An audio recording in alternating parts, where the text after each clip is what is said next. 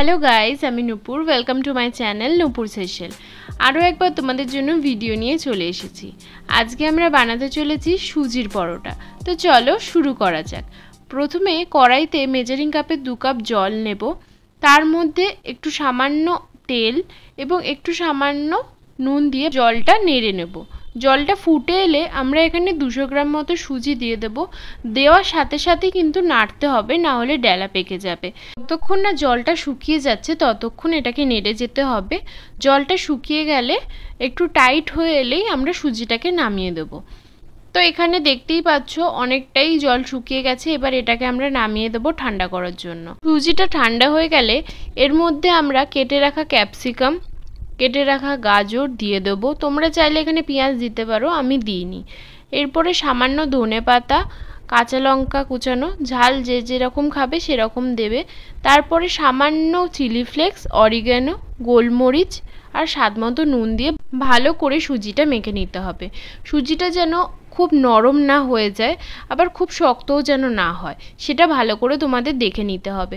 তো যদি খুব নরম লাগে তখন একটু তোমরা আটা মিশিয়ে নেবে, আমরা যেরকম একটু মেশাচ্ছি। আটাটা দিয়ে ভালো করে আবারও মেখে নিতে হবে সুজিটাকে দিয়ে। এবার আমাদের ডোটা পুরোপুরি রেডি। এরপরে আমরা হাতে করে আটার সাহায্যে ভালো করে এরকম চিপে চিপে বেলে নেব। তোমরা চাইলে বেলুন চাকি দিয়েও বেলে নিতে পারো, আমরা হাত দিয়েই বেলে নিয়েছি। তো এইভাবে চিপে চিপে গোল করে নেওয়ার পর এবার কড়াইতে আমরা তেল ব্রাশ করে দিয়ে দেব। তার উপর দিয়ে আমরা তেল ব্রাশ করে নেব।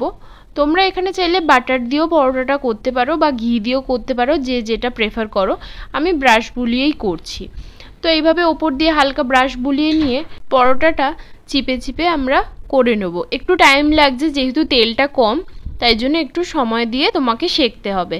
তো দেখতেই পাচ্ছ হালকা ব্রাউন হয়ে গেছে। একদিকটা এরকম ব্রাউন হয়ে গেলে উল্টে দিয়ে অপর পিঠটা ঠিক এইভাবে ব্রাউন করে নেব। তো তোমরা দেখতেই পাচ্ছ যে দুটো পিঠই এরকম হালকা ব্রাউন হয়ে গেছে। তো এবার আমরা এটা তুলে নেব। এইভাবে বাকি পরোটাগুলো আমরা ব্রাশ বুলিয়ে হালকা আছে অনেকক্ষণ ধরে সেঁকে পরোটাগুলো তৈরি করে নেব। আমরা সবাই হয়তো ময়দা আটার লুচি পরোটা খেয়েই থাকি। একবার বাড়িতে এরকমভাবে সুজির পরোটা ট্রাই করতে পারো।